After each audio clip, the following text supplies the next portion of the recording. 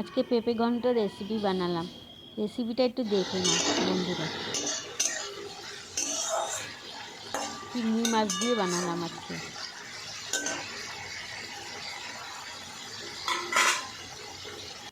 চিংড়ি মাছগুলো ভেজে তুলে নিয়েছি। এর মধ্যে শুকনো লঙ্কা,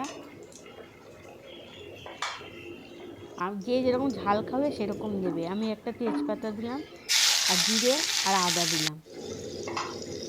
এর মধ্যে ধনে গুঁড়ো আর জিরে গুঁড়ো দেবো, আর হলুদ আর নুন দেবো।